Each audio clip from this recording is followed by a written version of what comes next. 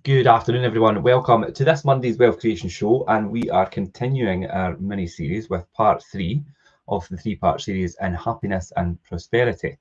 So, part three, we are looking at the 5 steps to happiness and prosperity. We're going to break these down today, have a wee discussion about each individually, just to make you aware. Obviously, we're going to do firstly how you make your passion work for you. And then we're going to look at the next step, which is understanding how society works for you and how your view on society, how that works for you and how it works for others around you. Earning money from your life's work, and that's step number 3. And step 4 and 5 are increasing your money IQ. And then we're going to look at increasing your money EQ and what exactly that is as well. So it'll be quite interesting today. We'll try and relate it back to some of your experiences, Jim, and definitely anybody who wants to join in the comments, keep it interactive. We are live. We'll happily try and answer questions as we go, as long as we have enough time to do so. So yeah, what's your thoughts on this today, Jim, on our part 3 installment? It's just beginning a more journey, really, learning more information, getting an insight into further detail, making your passion work for you. Probably that's the most important one. If I'm getting a lot of content just now, Diary of a CEO, with Jimmy Carr. So I'm on my second time watching it. They're actually quite good. Yeah, and I've actually committed to watching it again for a third time. And this is 3 times in a row. And everybody goes, why would you want to watch a podcast about Jimmy Carr and Diary of a CEO 3 times? Because I tell you what, everything he said is so profound, and it's exactly right, exactly what he's saying. So it's learn from the masters. Why would you want? I mean, Stephen Bartlett talked about it. His passion. His passion is learning in business, but his passion as well is being a DJ. And Jimmy Carr says, well, go and ask me if you should go and be a DJ. And Stephen says to Jimmy, do you think I should maybe be a DJ? And he went, oh, fuck no. It's like, no. You stick exactly what you're doing. Don't go something else, doing something else completely different. And this myth about diversification of incomes, about multiple income streams, is a lot of tosh. There, I've said it. The only people that talk about multiple income streams is the people that want to sell you courses. That's all it comes down to. They just want to sell you courses on how to develop multiple income streams, but they're not primarily interested in you getting any income streams at all, except the one that comes to them. That is it in a nutshell. Stick to your lane, do what you do best, make as much money out of that as possible, then invest it in other multiple income streams if you want. But don't. This thing about, I could be a sourcer, I could be a property refurbisher, I could be a flipper, I could be a landlord, I could be a letting agent, I could be this, I could be that, I could be this. A jack of all trades is a master of none. Yeah, you're definitely right, Jim. Stick to what you're good at and what you know how to do, and monetize that. Like you say, people that are starting out sometimes in that earlier in their journey, and they get that vibe where it's like, let's diversify and try and do multiple things. It could be quite detrimental to them, because then they try and do too many things at once. They're all over the place. Do you know? They could end up just giving up or folding in. And look at people like Lee. Look at people like me, and they go, "How have I not got what you've got?" Well, you're only doing 30 to 20% of what I did to get it. Maybe that's the reason, because you're trying to do 4 other things at the same time. It's like, that's why you've not got what I've got. That's why all these comedians doesn't have what Jimmy Carr's got, because Jimmy Carr does 300 gigs a year, every year. And he does a Netflix, and he hones and develops, he gets his cadence right, he gets it 82 beats per minute in terms of how he talks, he listens to music, it has 82 beats per minute before he goes on to do any speaking. When he does on his stage, on his comedy, he listens to that music 82 beats per minute before he goes on, so he understands the cadence, and he's able to deliver that to the best scenario. All the best public speakers in the world talk at 82 beats per minute. Success leaves clues. Why reinvent the wheel? It's crazy.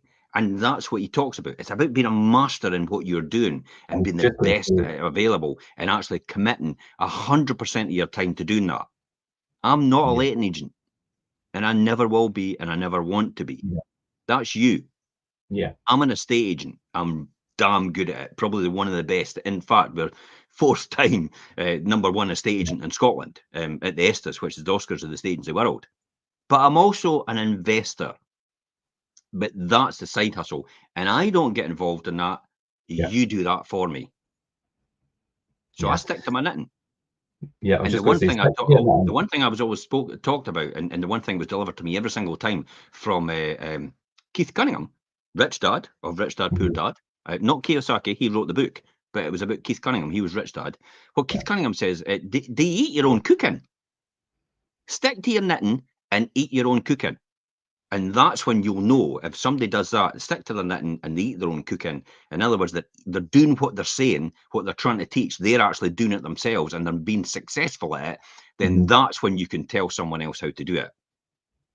Listening to someone else, it's listen to someone else, it's listen to someone else, it's listen to someone else, and is actually just starting their journey and saying, okay, this is what you do next. By the way, that's £1,000. It's like, that's no good to you. Unless they've got what you want, there's no point in listening to that person at all. Yeah, and it's true what you say. Like when you go back to the Jimmy Carr thing, he's really like honing his skills and specialising in what he does, and he's brilliant at it. And he just keeps getting better at it. And like you say, he does have a few side hustle things that he does out with his stand up and all the rest of it. He does TV shows and all the rest of it, but they're all kind of incorporated in the same thing. And he just But he actually moves away from that. He doesn't do TV shows and he doesn't do acting. The only reason he's doing a TV show is it because it aligns with what he's doing right now. Yeah. It's not to diversify. It's not to do anything different than what he's doing. It's just a bit of fun and what he calls is a hobby. Yeah. That's it. It's not. There's no intention to do anything other than just enjoy himself when he does a TV show. But what he does say and what he does talk about this passion for work is like, do you really call it work? Yeah, I know. If you love what you do, is it really work? I'm getting paid for standing up on stage for an hour and a half every night, 300 nights of the year. I'm getting paid for that. Telling jokes about what I love to do. Yeah, and that's really what making your passion work for you, because then you're doing what you love as an occupation, and that's really one of the first steps to becoming really kind of an independent, your own independent wealth, and building that, and quite easily because you're doing something you love every day. Quite interesting. It's quite interesting making your passion work for you, and you can learn lessons on the way, but you can learn also lessons from the failure. We talk about all the time about failure. Learn to get used to the word no, and learn to see no as a closer to yes, because the more no's you get, the more likely you're going to get a yes. Now, that's if you hone and develop what you're doing. And a classic example, if you're starting off as an estate agent, a letting agent, and you're going into pitch to someone, therefore, practice before you go into pitch. Practice with other people as a result of that. Make sure you've got your pitch right and make sure it attunes to the right person at the right time in order to guarantee your success and higher conversion overall, in order to demonstrate your added value in what you do. That's what makes a fundamental difference. But more than likely, if you're very passionate about what you do, it comes across in everything you say. Yeah, you do really. If you've got that passion and that drive for something, it does really come across in how you present yourself in that occupation or whatever what you're doing that you love is. I mean, that could be, there's a multitude of things it could be, but then it really shows out. You could really demonstrate what like natural gifts you actually have in that field because you love it so much and because you put that much into it, and really enjoy using those gifts that you have to obviously further yourself within your career or whatever you're doing in your passion that you love. And the more you do that, I mean, the more happy and successful you'll be within yourself and what you're doing. I could hear so many people out there right now saying, but I don't have a passion. Well, go and start trying things out. Everybody does. You know, find it. Nobody's going to come up to you and say, by the way, this is your passion. You need to do it. You're going to have to go out there and try. You're going to have to go out there and see what you like. You're going to have to go out there and throw mud against the wall and see how much it sticks. That's when you'll truly find your passion, because you don't know what you don't know at this point in time. And what will happen is you'll come across it somewhere and you think, yeah, this is my true calling. This is what I love to do. This is like the classic example about your ministers. Really? When they go, I knew I was called. Wow. That's profound. And I was called to do this. I knew I was just called to do this. When was that enlightenment? And that's the sort of, you'll know when you know, but it doesn't need to be, it doesn't need to be, we're not talking about something that makes money here. We're talking about having happiness and prosperity. Yeah. Happiness and prosperity, money's just one of those tools to have happiness and prosperity and to do what you want, when you want, anytime you want to do it. That's what it affords you to do, and be able to concentrate on stuff that maybe has no monetary aspect at all, because you've always got that income coming in regardless of the situation, because you've learned to take your passion and possibly monetize it as a natural result of what you're doing. But you don't know until you do it. Classic example. So Scott, my son, Scott is, let me have a think, put on the moment. Scott's, he'll be 23. Yeah, 23. He was a 2000 baby. I'll have to work out his December birth. So it'll be 23. So Scott's 23. So Scott came to me and talked about getting lighting equipment. And I says, how much is it going to cost? And he went, well, it's going to be about $3,000 in investment. I went, okay. He says, but it's worth a lot more. And I went, well, it's not worth a lot more. It's only worth what somebody's prepared to pay for it. But he says, if you bought it brand new, but it's no brand new, is it? But I says as well, and I talked to him about different aspects and all the rest of it. And I gave him all the, the minimizing the risk and the looking at the downside and then looking at the upside and all the rest of it. And he went out and did, screw it, let's do it. Now, it might be a meteoric fair. That stuff might just sit in the garage forever and he's wasted £3,000. But has he really wasted £3,000? No. He's probably learned the most valuable lesson in the world, if that's the case. But I tell you what happens if something comes of it and he finds his passion? And maybe this is kind of where he is. He's theatre, light production and all the rest of it. And that's the sort of thing he's into. That's his big thing. I mean, Tom Holland, he was in the same room as Tom Holland 2 days ago. Well, Tom Holland was over at the Byre in St Andrews to discuss the festival film theatre or something like that. So Tom Holland's in, and I'm like, why did you not get pictures with Tom Holland? And he says, we're not allowed to do that. and he says, and they're over at Dumbarton Links playing golf with Kingsbarns for their charity, the Holland brothers. He says, but no one's allowed to know about any of that stuff for security issues. And it's only when they go, then they can post stuff about, oh, Tom Holland was here and all the rest of it. And that's the sort of thing. I says, but could you not even get a selfie with him and then post it later on? And there's a lot of people he actually sees, and a lot of high-profile actors and that appear where he is. And I've got a funny feeling that's his passion. I says, but you need to learn to up your game with that, and then push it, lean into it, get involved in it, and then see where you can fit. Because at some point in time, if this is really what you want to be involved in, and he is involved in it anyway, and go further, it's just you just need to lean into your passion and learn lessons while you go. So failure's a great learning opportunity from failure, especially. If not, failure is probably a greater learning opportunity than actually success. Yeah, it's definitely like what you say. I know a lot of people have that question, like, I don't have a passion. I don't know what my passion is. But then you just need to take a second and think, right, what do I like doing? What do I enjoy doing? And then if you enjoy doing something, you're more than likely going to be good at it because you want to do it. And if you could make that something that you could create, obviously, a career or monetize it, then by all means do that. And that's how you'll find that day-to-day happiness, doing something that you love to do. But then that comes back to the number 2, which is understand how society works and get with the times.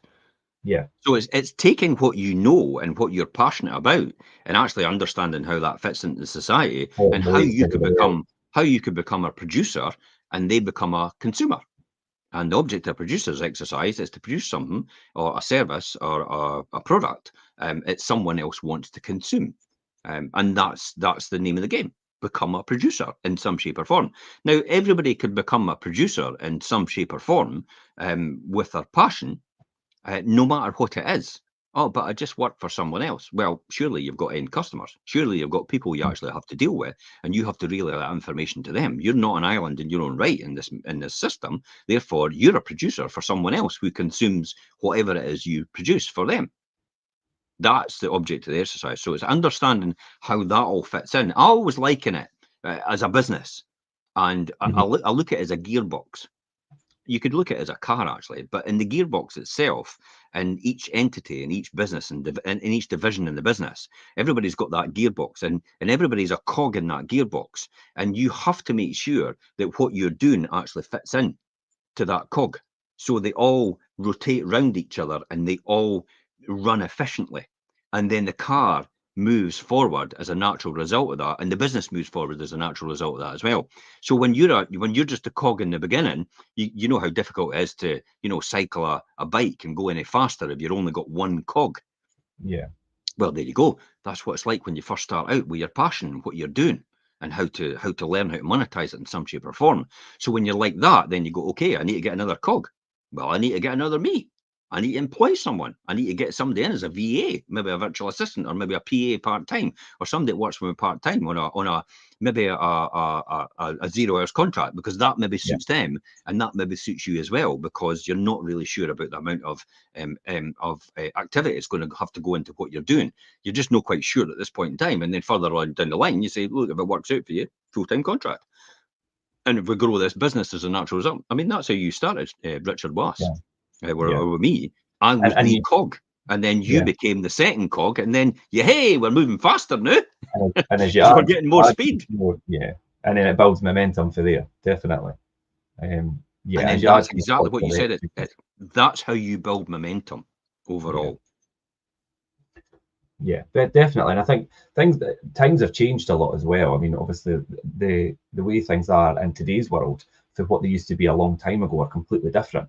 And to succeed, you just need to know what is happening with, think about the actual flow of money and the materials and the goods and the services and how that all marries up, and how, depending on what you're doing, obviously, and how that relates to the society or the demographic of people that you are trying to obviously appeal to or target. And that all marries up. And see if you get that right, then you're onto something quite good. And at the same time, if you're doing something you love, it's a win-win. Absolutely. This comes back to, we talk about as well, understanding how the society works and get with the times, and about standing on the shoulder of giants. Yeah. And then we talk about, what is the point of putting your children through everything that you've done and starting where you started in order to get what you got later on? Do you really want to put them through all that turmoil and heartache and all the rest of it that you had to go through? Or do you just want to afford them the fast track and actually get them there quicker? And then they start to learn more lessons, which you never got a chance to learn because you couldn't keep up at that point in time. So then they get ahead of you now, and they learn more about what you're involved in, because it's their passion as well. That's about standing on the shoulders of giants. I mean, Carr talks about it. Let's go back to him again. He talks about Richard Pryor and George Carlin and how they first started out in the 70s, and they blazed the trail for comedy.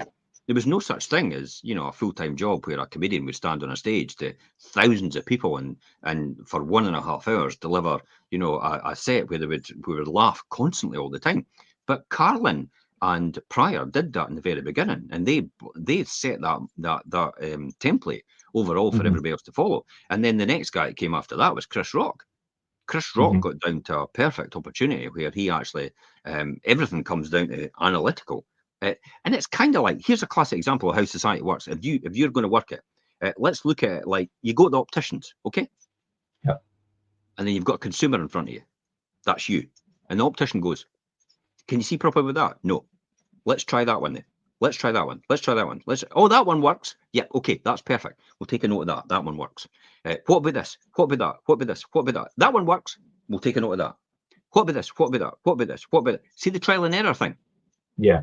And testing out and making sure you get it. This is about understanding how society works. And it's the same example when you go to an optician. It's like, oh, how do your eyes work? All the time. What about this? What about that? What about this? What about that? Oh, that works. Perfect. That works. And then by the time the optician gets to you and goes, by the way, here's your glasses. It'll work. Oh my God. It's like I can see. It doesn't go in and go, I tell you what, I've made you a pair of glasses. Try them on first and see how you get on. Oh, well, they didn't really work that much. Oh, we'll have to go away then. We'll take another 3 weeks to make another set of glasses and see if they works for you as well. What about these ones? Oh, well, they don't work either. All right, we'll get another 3 weeks and we'll send them manufacturer and we'll get another set. No. He comes straight away and goes, what works? What does this work? Does that work? Does this work? Does that work?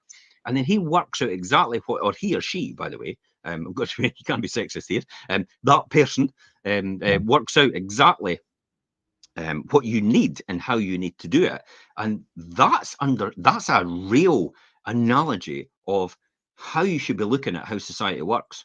Yeah, and do you know as well, the when you refer to it, like society's got everyone kind of believing that when you talk about your children and stand on the shoulders of the giants and passing down that knowledge, but a lot of people have got indoctrinated into them from society that children should learn for them. So you need to learn and start from where I started and learn and learn for your own mistakes. Yep. And that's silly when you think about it. And it makes absolute sense when you say, why, when you've done all this and put all this in place and got to this place being in your own success, can you not teach your children to pick up for where you were, instead of them going back and doing Groundhog Day basically all over again and wasting all their time doing what you've already done? Why do I need to learn differentiating from first principles? If we've got a calculator, I'll give me the answer straight away. Yeah. Hello? Why do I need to learn that? Already worked out how to do it quickly. Yeah. Einstein, I think it was Einstein actually. It might have been Einstein. It depends on what it was about, telephone numbers were about at the time. But Einstein was actually asked one day, it was maybe Einstein or someone else, but they were actually asked one day, do you know that person's telephone number? He went, why on earth would I want to clutter my mind with limited space with useless numerical numbers I would never ever need if I could just keep them, on me, and I could just open my diary or whenever it is, my wee pocketbook at some point in time, and I would know their number from there. Why would I want to clog this up? The most valuable tool I've got is my mind. Why would I want to clog it up with useless information? That's a good point. Yeah. And that's effectively what our education system does. It doesn't really move quick enough with the way technology is moving, and that's a lack of understanding how society works. And actually, as we've said, is getting with the times. And they just don't get it. Oh, AI is going to take over. AI is not going to take over anything. If you understand anything about AI, AI has to learn from us in order for AI to be any good. And if AI tries to learn from AI, guess who that AI is learning from? Us. The only people that works from the AI is us. That's it. AI. So AI is not going to take over the world. AI is not going to displace any jobs. AI is not going to get rid of anything. AI is going to create more jobs, and the people that it will take advantage, displace, will just go and work in AI. Mm-hmm. What happened to the paperless office? What happened to how computers would take over the world? And when computers first came out, it's like, oh, nobody will ever be able to work again because computers will do everything. Who has to program the computer? Who has to maintain the computer? Who has to... it maybe does everything more efficiently. They've made life a lot easier. Has to be involved. I was just going to say they've made life a lot easier, but they definitely haven't displaced people completely. And it's interesting what you say there, Jim, about obviously getting with the times and then looking at the education curriculum and schools and things. And I mean, I'm not saying obviously we need the fundamentals of the basic learning that's taught in schools, but when you think about how far we've come on and how much has the actual curriculum that's taught in school changed, there's a big difference there. And maybe that's something that needs to be revisited. And I've never actually thought about that too much until you said it there. I don't think the problem is the people in power have the education policy are literally dinosaurs. They have no idea about what to do, and they've been taught old-fashioned techniques in their university and all their training, so they can't. We physically and mentally can't keep up with the overnight changes that are actually happening and how we do things. And it's these trailblazers. This, I'm reading the next book I'm reading. I'm finishing off Finding My Virginity, Richard Branson again, with update for Virgin Galactic. But the next book I'll be reading is how to understand a gamer, and it goes into all the insights about how gamers work and how their minds work and how to use it to your best advantage, and how it's not just about gamers, it's about that type of person, that type of profile, and how these people will basically they will blaze the trail, and they will build a different generation of what we have on this planet, and probably maybe another planet overall, if that's what you care to do. But that's the fundamentals of understanding how society works and getting with the times. And as I said before, children with wealthy families are lucky enough to actually, the wealthy families understand that. They get it. It's like, I'm not going to send you to the school that I went to, because I've taught you that already, more than likely, because I've been at that school. So I'm probably going to send you to a better school who will actually deliver something which will add value on top of what I've just taught you. Because your children are like sponges. They will do everything, and they will see everything, and they will more or less copy everything. And they will be a mini me or a clone of you in terms of how you do it. You think this is the only life you've got, but the next life you lead after you're dead is through your children. Yeah. Do you know what? And it's like, I've said that to you before, and I think obviously your daughter Tony kind of, I mean, you didn't ask her to follow in your footsteps with accountancy and things, but her attention to detail and the way she approaches things and everything, I could see you come through in her, definitely. Completely analytical. Yeah, oh, definitely, yeah. Ben's exactly the same. And that's because you've taught her that. Obviously, I've worked with Tony, so I know that. And Scott's the other side, where he's outgoing. You know, he's introvert a bit, but he's outgoing. He's theatre and all the rest of it, because that's the type of thing he likes. Because Scott used to come with me to all the festivals, and he used to go with me to the theatre as well. And anytime I say we're going to the theatre, Scott's like, I'm in there. No matter what's on, he's going. Yeah. And that's the sort of thing. So you can see how that actually happens. And believe it or not as well, actually, your children will learn a lot of the stuff from you, even though they're not born yet. Through your DNA. It's been proven. It's scientifically proven, and it's a dead cert. It's scientifically, it's fact that whatever you're doing right now and however you're acting, whatever you're getting involved in, if you get PTSD or you do anything criminal behavior or anything like that, before you've even had children, when you eventually have children, some of that will pass on to them through your DNA. Yeah. That's mind-blowing. That's mind-blowing. And a lot of people out there will go, aye, right, okay, fine. Don't listen to me. No, I see what happens. And that, yeah. And that's why the life that you've got right now isn't really a finite life. It's gone on before, and it's gone on now, and it will go on after as well, as a natural result of what you're doing. Who was it that said, I think it was Darwin. Darwin says something to the effect, society and in general, life went on way before I was born, and I've here for this small time, and life will go on way after I go. It will still go on regardless. It won't make no difference. So what does that say about where you are right now? It means take every day and use it to the best of your ability, and teach and learn as much as possible. That's effectively what I do every single time. Learning all the time. Consistent learning. Kaizen, the Japanese. Yeah, we've done Kaizen built Japan and built the whole thing. An American, actually. His name was Kaizen, his surname. And that's why in Japan, Kaizen is about efficiency. It's about being the best at it. It's about having the best way to do something. And that's what Kaizen means in Japanese, in their society. Yeah, I was just checking. I think Darwin, because Darwin was survival of the fittest, and I think was Darwin's theory of relativity. No, that's Einstein or something like that. Okay, so how much you understand about today's society determines whether you become rich, I would say, and successful, or a slave to a paycheck, or at some job you don't even like. And by the way, that's 91% of the population. 91% of the population hate what they do. I'm fortunate enough to be in the 9%. It's probably a different category for me, actually.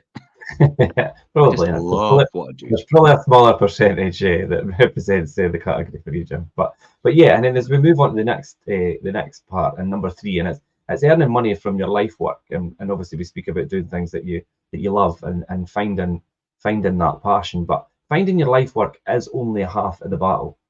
Making it into a livelihood is probably the other half. Yeah. And if somebody's doing something that they love, then that's fine. But say, for instance, somebody, just say they're great at maybe making bread and things, and they could make bread all day long. That doesn't mean they're necessarily going to automatically become rich or wealthy.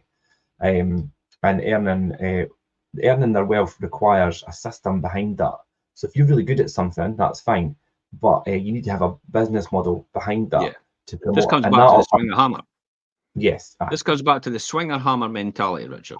So the swinger hammer mentality is, if you just want to swing a hammer and you don't want to be involved in accounts, you don't want to be involved in marketing, you don't want to be involved in overseeing employees, you don't be involved in staff management, disputes, you don't want to be involved in management or anything like that, go and work for someone else and just swing a hammer. Being self-employed isn't for you. Running your own business isn't for you then. If you just want to swing a hammer. If you want an easy life, you want to go home at 5 o'clock at night or whatever it is time you want to go home, you want to get up and just go to your work and finish and never think about it all weekend and just go and enjoy yourself, just go and swing a hammer. That's all you need to do. That's all you do. But if you want to really make some sort of success, well, there's nothing. No, I never ever said there was anything wrong with it at all. That's what I'm pointing that out. No, there's no need to. I don't think there's any need to apologise for that at all. If anybody, you know about getting offended on the internet, getting offended by somebody who says something on the internet is like choosing to stand in dog shit when you could have walked round it. True? Yeah, it's true. I know. Yeah, that's what getting offended on the internet is by somebody. Yeah. Just basically, you choose to stand in the dog shit instead of walking around it. That's what it is. So I don't really need to apologise for anything because it's up to someone else whether they want to listen to that or not. If you don't want to listen to me, just switch off and do something else. You might want to stay broke for the rest of your life if that's the case. Because I tell you what, if somebody's pretty wealthy and I'm watching them and I'm thinking, okay, I've got something I can learn from him, I'm not going to get offended if they say something that's like, oh, well, this is the way I think. It's like, oh, I'm never listen to that person ever again. Wait a minute, they've got a lot to teach. You know, I think it was Chairman Mao, and you know, most people know who Chairman Mao is, an absolute nutter, who basically decimated a lot of people and killed them all, and ruled China with an iron fist, basically. In other words, you're doing what I'm doing, or it's the gallows, or whatever it is. You know, you're not coming back. We're getting rid of you. That sort of thing. So Chairman Mao, somebody else might be able to like me a bit more about him, but that's not the detail really we're talking about. But even Chairman Mao said something so profound. He says, you'll never get a chance to stop and admire the world galloping by on a horse. And that's effectively, so even people like that you can learn from in some shape or form. From their experiences. So, but it's also you can learn from the things that they did, well, probably did wrong. What they did wrong, yeah. And this is why every single year we bring up, and people go, "No, no, the poppy thing again.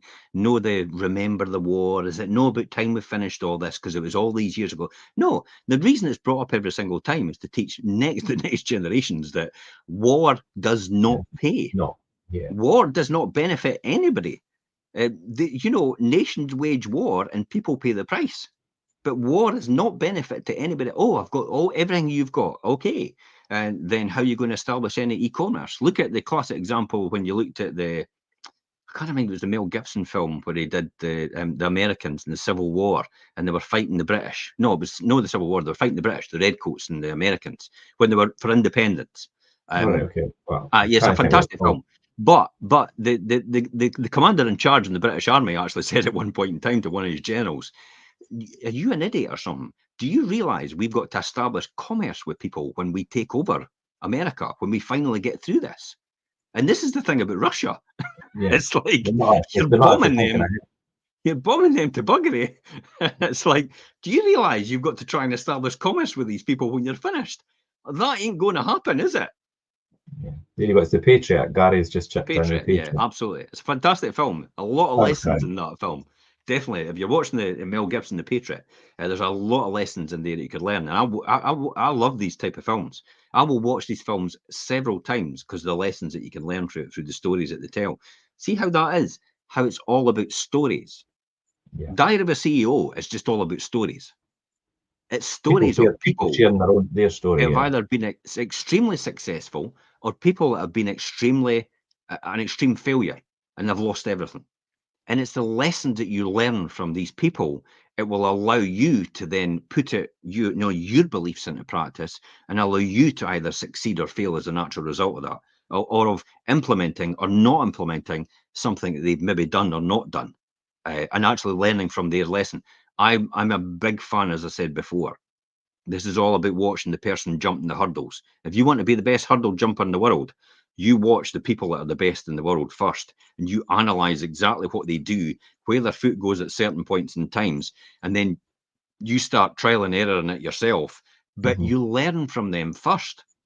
Why would you then just go, oh, I'm not going to bother learning from anybody far more successful than me and watching and analysing? Why do you think the American football games, they all sit down after their game and they sit and analyse about who went where and why and what, and why did they run round that way, and why did... That's how you learn. That's how you earn. That's how you get more for what you do. Yeah.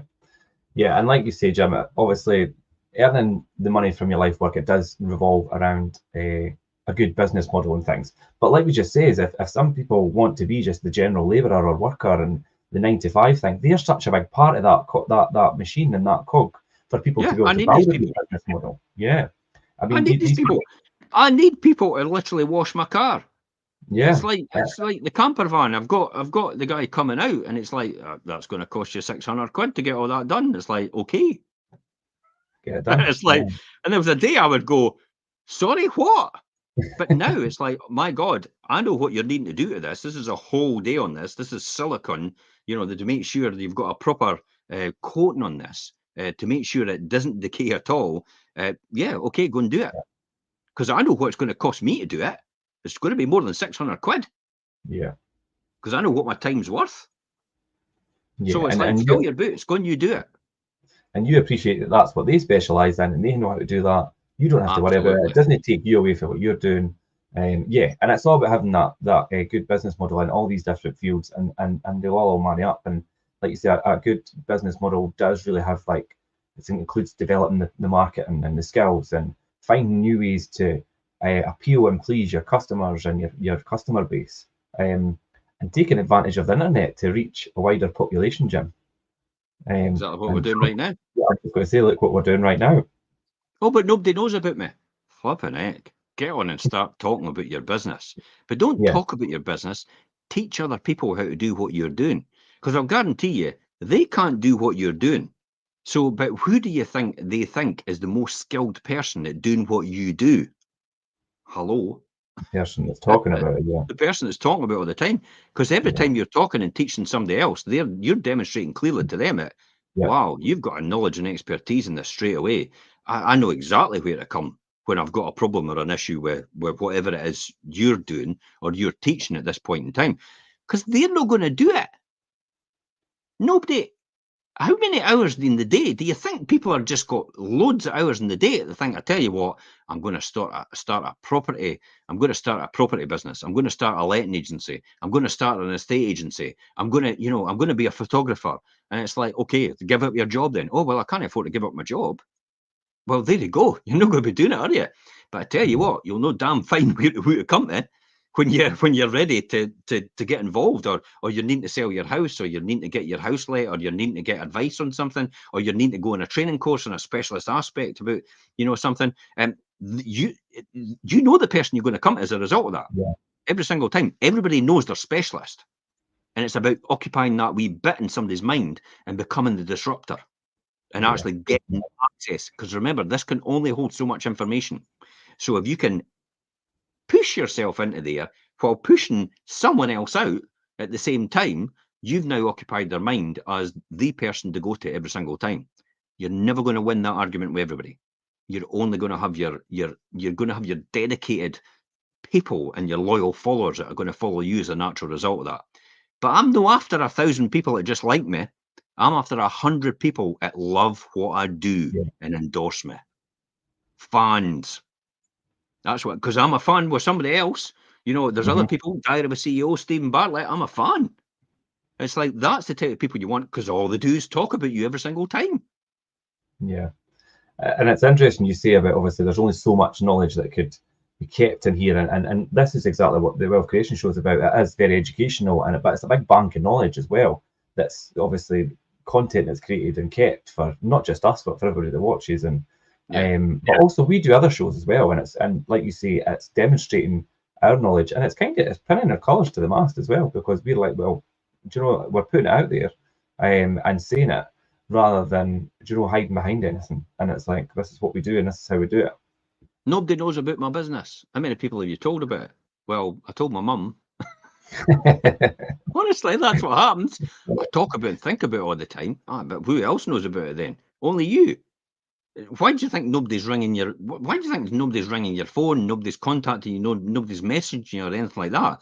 Because you're not doing any advertising, any marketing at all about what you do and how you do it. You're not anywhere. You're not anywhere. Oh, but I've got a website. Okay, so how does anybody find your website out of the billions of websites that's on the internet? They don't. No. I've got two guys like that. One's a very proactive tutor, online tutor. It's £60 an hour. And he's running classes, and he's making more time now. He's making more money, and he's in a weekend class than he ever was in his full-time job. In a weekend class. I've got another one that just says, but I've set up a website and nobody's inquiring. Hello? You need to put yourself out there. Yeah. McFly. McFly. Anybody in there, McFly? It's like, but that one I'll never learn because I know that he'll never learn because he's got too much. He's too comfortable. He's not out of his comfort zone. Be comfortable with being uncomfortable. That's probably key here. This is what will make a fundamental difference. Don't settle. I'll tell you, Kami Barnes. Okay, I was talking to Kami. Okay, and I have to mention his name because obviously I'm relaying the story. It says, you know, I just want to play at the Barras, and he says, do you know what though? I've got a funny feeling once I play at the Barras, I'll be thinking, I wonder if I could do the hydro. And then move up, yeah. And I went, you beauty. I says, that's brilliant. I says, but that's exactly how it should be, Kami. Yeah. That's exactly how it should be. It's like just when you get to that summit, you kind of think, oh, I wonder if I could go for that. Yeah. It's like, yeah, absolutely. And then I thought I was going to say to him next, but once you've done the hydro, what about Glastonbury? and stupidly, he's not with the Red Hot Chili Peppers now, but they're playing Glastonbury this year. Really?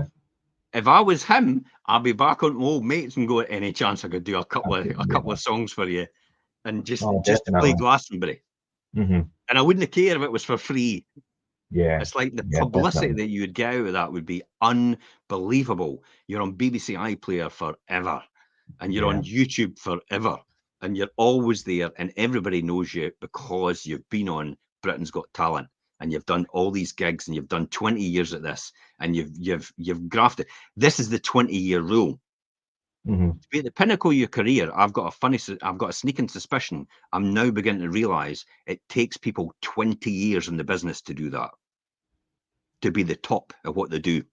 Yeah. It's generally 20 years, I think, is the rule of thumb. 15 to 20 years doing the same thing all the time and sticking in there, being the best and learning and being a student in that field will accelerate them. Well, it doesn't accelerate. It's a slow burner, and then all of a sudden, oh, he's an overnight success. Yeah, the continual learning thing is very important, but it's also about putting yourself out there and like inserting yourself in the right situations, in the right places.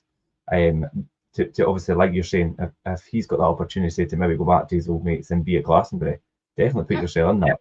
Even whether you're doing it for free or not, If you look at Sugar and you look at Branson and you look at Jobs and you look at Musk, they've all been in what they did before they ever got any meteoric success, about 20 years doing what they were doing, wherever it was.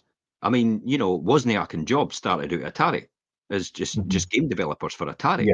And when Nolan Bushnell was in charge of Atari, when Atari was at the pinnacle of its heights, it was a huge entity. It was churning out games left, right, and centre. You know, Asteroid, Space Invaders, Pong, all these different games. Atari was at the pinnacle of everything for Atari games, and they became programmers as a result. And then when they left, so they'd done a huge stint in there, but then when they left, they were in their garage next. There must be a thing about starting in garages. Hence the reason why Bezos started in the garage, because he felt it was necessary. I think you've got to start in a garage, so he started in his garage. Well, it worked for him anyway. But that's the sort of thing, and it's but when you look at it does make sense. If you start in your garage, right, you're saving an absolute fortune in overheads. You're able to be lean and mean, and you'll be able to a hell of a lot of money into product development, and also a hell of a lot of money into marketing as well at the same time. And you don't have all these overheads. So why would you want to try to run an office or a unit or whatever? But do you know what most people do is they run out straight away, and the model and the paradigm that they follow is, I need to get an office and then I'll be successful. I'll tell you, it doesn't work because I've done it. Yeah. It doesn't work at all. You don't need a premises. You don't need an office if you can run your business without it, because the overheads are astronomical, and that's what will sink you. But that's what people think will make a difference. If I have a premises, everybody will walk into it. Well, if you have a website, not everybody will visit either. No, so not everybody's going to visit your premises. And I'll guarantee you, and you know this yourself, Richard, hardly anybody walks into an office nowadays. Yeah, the most people that walk in our office is contractors, because obviously we're obviously doing keys. Central place. It's not actual business as such. This is why most of the Americans actually work off industrial sites. Industrial areas, commercial retail areas and stuff like that. They don't actually have high street premises.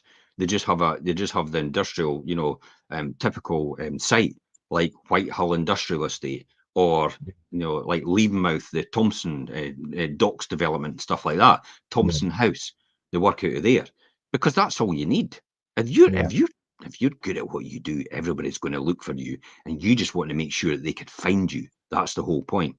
Why do you think we're all over it when it comes to the internet? Why do you think why do you think we're dominant on Facebook? There's no that's no luck. That is not luck. That's deliberate intention. That's the whole point. Because that's where all the people are. Yeah, especially in how things work today. You've got the correct marketing strategy and the approach, and putting yourself out there and getting people's attention, and putting yourself in front of people and being, as you say, Jim, disruptive. Then that's how you do it. And everybody else is sitting in an office. All right, I'll just sit at my laptop and wait for the phone to ring. Hello, is the phone working? It's like, hello. Oh, I've got an email. I'll have to deal with that. I've got an email. That it makes me think of the story that you told me when you started out all the years ago. Remember, you check if the phone was plugged in. Gordon, go and ring the phone, see if it's working, because we're not getting any calls. But then that was the trial and error. We had to work out exactly what we needed to do in terms of marketing ourselves, and that's why it takes 20 years. Yeah, and that's just once you put out. Or you can buy that. Everybody has to start somewhere. Yeah, you could buy that service and straight away. By the way, you could buy that service and straight away. You could actually just. I mean, the master on the art of delegation is Richard Branson. Richard Branson has no idea how to do anything really, except find the right people to do the job that he can't do. He's a master at it completely, and he's got it down to a complete niche. It's like he dominates that space completely. It's like when he needs somebody, it's like he knows who to phone. It's like, are you coming on board? Hi, because everybody wants to work with him now because he's so successful. And that just frees up all the space in his mind, not having to think about things or learn how to do things because he knows the right people to do it for him. And ultimately, it gives him his time back as well. Yeah, come and visit me on my private island. All right, Richard, let's go. It's like, that sort of thing. You come in to see me, we're going to talk about this. Oh, I'll be in there in a heartbeat. Because everybody, most people know about Necker Island and what it is and how beautiful it is. It's literally, if you ever watched Fantasy Island when you were younger, and you watched that when everybody arrived on the boat, that is Necker Island. Yeah. So this all comes then to come in. The fourth one you talked about was increasing your money IQ. I mean, money is the kind of is the measurement. Money is. Because we're living I don't care what anybody says. We're living in a capitalistic society. You've got no other choice. Money is really most people's measure of success, how successful you are. If you go round to somebody and you've got two people standing right in front of you, are you going to listen to the person that's broke, stony broke, out in their luck, no job, on benefits? Or are you going to listen to the person right next door to them? It looks exactly the same, but one of them's a multimillionaire. You're probably going to immediately make that assumption. It's like the multimillionaire obviously is successful, and that's why they're a multimillionaire. Yeah, you're going to listen to definitely. that person a hell of a lot more. Money is definitely a measurement, and people that are lucky enough, maybe they've grew up and their parents have taught them about money, and maybe later on had really good mentors who taught them the importance of money and the life skills and things around Of course. money management and things. But not everybody's always that lucky. But if you have had mentors or had those kind of parents and things, then you'll probably find that a lot of what they teach and tell people revolve around the same kind of systems. And there's a lot for them to learn. And it's like you say, Jim, it's passing that on at an early stage in people's lives so that they don't have to go through all the trials and tribulations that they went on before, and ultimately lifting everybody up and helping everybody be successful in their own right. First thing I says to my boys whenever they were savvy about money or they were just becoming more aware, whatever you do, never move out of this house if you can get away, and stay here as long as you can, because you're getting free rent, you're getting free food, you're getting free utilities, you're getting free council tax, you're getting free water, you're getting free everything. So why would you want to then take on rent at £500 a month minimum, £6,000 a year, and then add on council tax, which is about 150 quid, which is another £2,000 a year, and then on utilities, which is another £200 a month, that's another 2,400 a year, and then add on your repairs and improvements to any your property, which is maybe another £2,000 a year, and then add on your food that you've got to survive on, which is another, maybe £800 per person a month, so about 9,600 a year. So why would you want to take on a property and move out and lose £22,000 worth of money every year just because you wanted to stay in your own house? Really? I'll just stay with mum and dad as long as I can. And I actually said to the boys, look, there'll come a day where we actually just might move out into our bungalow. And if you're still here, what we'll do is we'll subdivide the house. You could live downstairs, you could live upstairs because it's big enough to do that. And we'll just leave the house to you guys and you can get on with it. Yeah. And that's the sort of mentality you should be teaching your children. You shouldn't be teaching them, get out of here as quick as possible and booting them out the door and saying, fend for yourself. Yeah. We're not in the wild. We're not feral. We're no feral. It's like this isn't a blooming Nature Trek or whatever it is, or Planet Earth, the blue planet you get. It's nothing like that. We're not in the wild, you know. It's like making sure that your children can actually stand on their own 2 feet later on. But if you can give them a great head start by staying with me as long as you want, see if you get a partner. If they want to move in, they can move in as well. We're fine with that as well. And they'll save money. You'll both save money. You'll make an absolute fortune. You can compound your wealth over a period of time, and you'll be way ahead of everybody else. The object of the exercise is to observe the masses and do the exact opposite. Yeah. Whereas everybody else is going, I need to get married. I need to have kids. I need to get a job straight away. I need to get a house. I need to. It's like, and I need to get the best car possible. I need to get this best holiday possible. I need to show everybody on Instagram I'm so successful. I need to. It's like, listen, there's a difference between a need and a want. Yeah. Work it out. Yeah, definitely. And I think when people have got a proper, I mean, when we talk about money IQ, it's people's practical knowledge of money and how important that is, and how to manage it. And there's lots of, like, I mean, Jim, you've read a lot more books than what I have, but there's a lot of get-rich books out there, but none of them are very systematic as such. And we refer to, obviously, Robert Kiyosaki's like Rich Dad, Poor Dad, which is quite a systematic book. But other books, I mean, correct me if I'm wrong, because you're a lot, obviously, more well-read than I am, but a lot of them probably sometimes just confuse people rather than actually help them. Yeah, there's a lot of good books out there. There's Money Mastery by Tony Robbins. He writes a lot of good money books. Yep. There's Alan Sugar wrote a good money book. Duncan Ballantyne wrote a really good money book as well. Previously, I mean, you know, Ballantyne could be in it. Andy Shaw. Most people don't know Andy Shaw, and they probably will never know Andy Shaw. But Andy Shaw wrote a book, Money for Nothing and Property for Free, years ago. I've heard of that, Yeah, Money for you can't get it anymore because it's no. I don't think it's in production anymore. But I tell you what, Money for Nothing, Property for Free. He did some of the things wrong, and he went to the wall and lost 300 properties in the credit crunch when it happened in 2008. But there was a lot of things he learned from it were so successful that I learned from as well, and I implemented them in their strategies in terms of what I was doing. But I also avoided the things that he was doing because I knew that's a recipe for disaster. Taking 1% of the value of your property every single year and spending it. That's just daft, especially if you don't need it.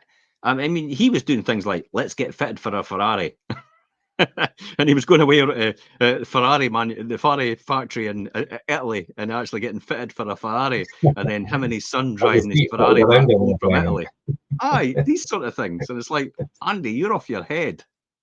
And he probably had a great time, but he does a bug-free mind as well now. So he teaches people how to have a bug-free mind.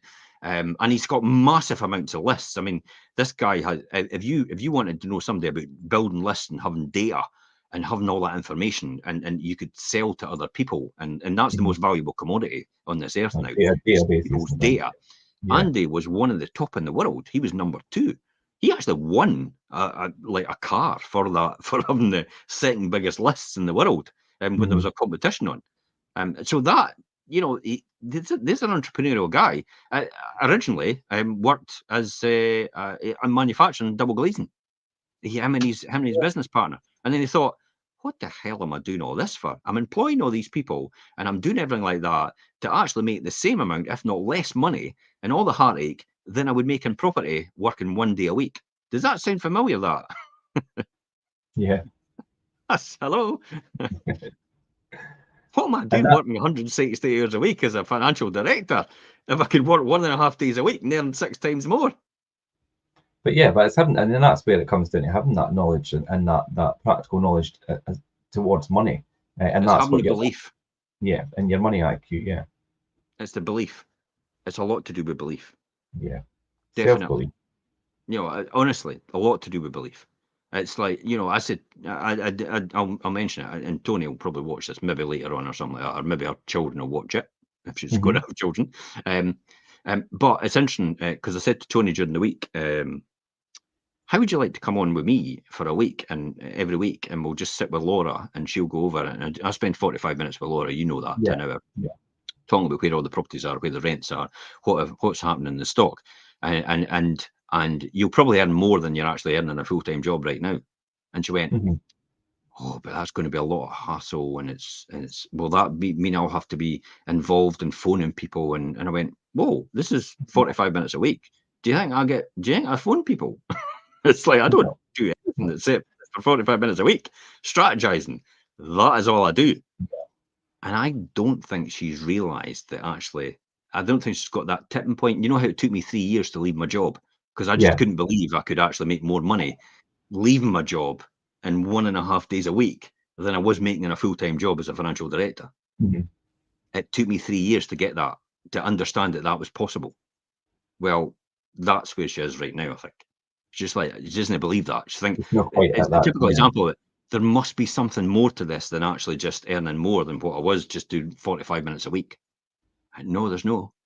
There's no. There's not at all. That's interesting because if Tony ever watches this back, and then she'll be able to think, "Oh, that's how I thought at that time." Well, this is like Holly Branson. Holly Branson worked as a doctor in a hospital, and Holly Branson now works with her dad. But I'm sure she earns a hell of a lot more with her dad and works a lot less hours than she was as a doctor. Oh yeah, I would imagine so. When you look at that mentality, but she just loved being a doctor. But maybe she just didn't think that she could actually take that leap, and how that was entirely possible. But if you've come from a mindset where you're restricted and where you've been involved with other people who don't think like that, then it's easy to understand why you think, oh, it can't be that. Surely that can't be possible. Yeah, can't be that easy. Yeah, it can't be that easy. Yeah, it is. When you get, but remember, you're standing on the shoulder of giants when you're doing that. I've done 30 years at this to get to this stage. To allow you to stand there on that platform and actually just take that from that point and not do it. not do the 30 years. I'm not asking you to do the 30 years. You don't need to get involved in the mire right now. Like I had to do. That's like the calling people and all this and things that she was thinking about. But she didn't have to do that's immediately what she thinks. That's what she's thinking. It's like she's the terror. It's like I've got to call people. It's like no. It's like you don't do anything like that. You've done all that and got people that do it for you now. So yeah, it'll take time to get that message across clearly. But yeah, so as we say, Money IQ, there's lots of good books out there. Some of them, obviously, be careful what books you read and what books you take knowledge from. Make sure, Jim, you gave us some good examples there. Rich Dad, Poor Dad, of course, is a really good book, and it's quite systematic. And as opposed to maybe confusing readers about where their money perspective should come from. There are two basic sets of knowledge when we talk about Money IQ, when you're trying to achieve success and things. And obviously, Money IQ, as I said, is the practical knowledge of money. But there is a second one, and it's Money EQ we're going to talk about. We're going to finish up talking about that today. And it's kind of like it acts as like a barometer of your emotional health regarding money. Now, so to kind of explain that a bit better, it maybe like suggests that our emotions or our attitudes or our behaviours regarding money play a significant role in our financial well-being. And it really does kind of encompass the understanding of our emotions around money and help us make the right, obviously conscious financial decisions and managing money-related stress and anxiety. Because I mean, there's a lot of responsibility and probably stress and anxiety that comes with being successful and earning money and running a business and things as well, or whatever you may be doing. It's how you deal with that properly, and that's Money EQ. This comes back to exactly what I said about the situation with Tony. Does she actually believe that's entirely possible? Yeah. That's emotion. See, the anxiety comes out of that. Like, and that comes back to what I did was when I got to effectively 35 and I could retire at 35, it took me to 38 to go through all that heartache and turmoil and almost go through all that anxiety and stress to actually say, no, I actually can. It just it was just that thing is really, is this entirely possible? 35-year-old walk away and never need to work ever again, financially free? Is that possible? Did you find yourself looking for a reason why you couldn't do that, as opposed to the reason why every single time? Yeah. Every single time. It was almost like I just didn't believe that was possible because I'd never heard. I mean, I'd learned from people like that. Benny D'Souza retired at 25 years old, but I didn't have that much of a constant connection with Bernie. And as well as Pat Agreed and Gregory and Jerry Mandy Scriven and Dave and Denise Butler, John and Caroline Galeska, Bill O'Brien. Who else? Jerry Hartide. These are all mentors. Yeah, Jerry Hartide and people like that. All the people I learned from the very beginning and got that knowledge and wealth of information. But primarily on the coalface, you were involved with people just like yourself. So I'd still not go over that emotional hurdle in my mind, and that's why we talk about increasing your emotional abilities, behavior towards money. It's, do you actually believe it's entirely possible? Is it possible for you? Yes, it is possible, and anybody can do it. But is it possible for you? That's what you've got to say. When we got involved in network marketing works, and it still works today. Utilities Warehouse is a classic example of network marketing. Still goes on, it chuggers on like a train. A lot of people aren't successful in it, in Utilities Warehouse, but network marketing works. But you have to decide, will it work for you? And it's the same with everything. You know, someone else will be the best estate agent in the world if you're not going to be the best estate agent. Yeah. So you have to decide, will it work for you? Someone else is going to be the best letting agent if you're not going to be the best letting agent. But you have to decide, will it be the best? Will you be the best at it? It's your decision, but that comes back to this emotional level about, do you really believe you're entirely possible of doing that? Yeah. As far as I'm concerned, I think I could do anything if I really put my mind to it. Yeah, and if you get yourself into that mindset where you really truly believe that you can achieve anything that you set out to do, and be as successful or more successful than anybody else, then that's something that will really put you on the right track to meteoric success even. The key here is, though, as you've kind of touched on what I'm about to say next, it's not about being more successful than anyone else. It's about being just as successful as you were the year before. It's about the person that you're going to become. It's the most important thing. This comes back to doing things now to give yourself a gift for tomorrow. Yeah. This comes back to you go out and do that 5K today, because in 10 years' time, if you do that 5K every other day, then in 10 years' time, you'll have the gift of health that you've given yourself. That's a whole different mindset. Might want to talk about that.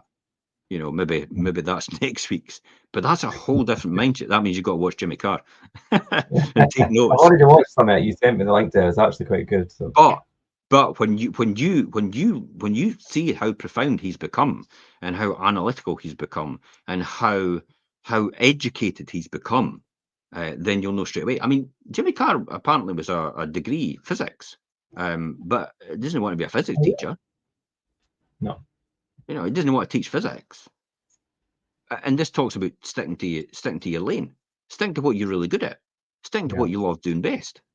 It doesn't. You didn't need to make money in everything. It's not. This isn't what happiness, the pursuit of happiness and prosperity, is all about. It's about what you interpret it to be for yourself. It's not about what we say it is for you. It's about what you think it is for yourself. Yeah, and I think as well, as soon as people maybe look at the Wealth Creation Show and how, and they instantly think it's all about money. Now, money is a big part of it, and money is, as we say, it's a byproduct, and it's also a measurement. Money. And it's also a measurement of what you do, and obviously it's a big part of it. But wealth comes in a lot of different forms, especially in your own self and your own success. It's not just money, but money will always be involved. Everybody, look at the Village Cafe and series. Yeah, 95 quid to hit our target. So I went on this morning and gave them 95 quid. Yeah. Someday the weekend in the marathon, I need X amount to hit my 2,500. And before he started the marathon, I just went on and I gave him another 100 quid or something like that, and just put on. Yeah. 2.5. Go out there and smash it, mate. Yeah, it's like I'm not expecting anything from that. But that's what money can afford you to do. That's the whole point of money. Help other people. Of course it is. If you can, you must. If you don't need it, go and make it and give it to someone that desperately needs it. Do something that you love. And it's like, I love doing this. And I make so much money at it, but I don't know what to do with this money. Give it to somebody that needs it then and keep doing it. Just keep doing your passion and charging for it. I'll charge it for free. No. Don't give anything away for free, because people devalue what you do as soon as you start giving it away for free. Yeah. Definitely, every single time. They don't see the value in it, because if everybody saw the value in this, we would have 1 million people watching this show at this point in time. Literally, we've got 10. What does that tell you about everything? If I charged for this, we'd have a lot more people watching it. But the point of this was never about teaching other people. This was about teaching the next generations of my family. This is the Wealth Creation Show, and this is why it was created in the first place, because I couldn't be arsed writing a book. Yeah, it's here to build a bank of knowledge that will always be there for us, and indeed to generations to come, for your family and things. So that is initially why it started, and it's kind of, I mean, what we're on, episode 119. Yeah, quite a lot. Yeah, but that was good. Yeah, money IQ and money EQ. We finished up there. Obviously, the practical knowledge of money, and also that emotional approach, and that the way to deal with the money-related things like stress and anxiety, and those important financial decisions and how you deal with them. So that's IQ and money EQ. And that's us for today. That was the 5 points for the third part of this mini series, and I thought that was quite good, Jim. Thanks for good stuff. Insight. And I'll get away because I'm away to Spain tomorrow to lie on a beach at my house. I know you are. Right, that's good. And 30 degrees of sunshine. Hence the reason why I've just had a haircut. Yeah, well, I heard the weather in Spain's quite nice just now. My sister's out there, so yeah, you enjoy it. But we will be back next Monday, 12:30 as usual. Thanks everybody for listening, guys, and for tuning in while we discussed about happiness and prosperity. And we'll catch you next week. Bye bye for now.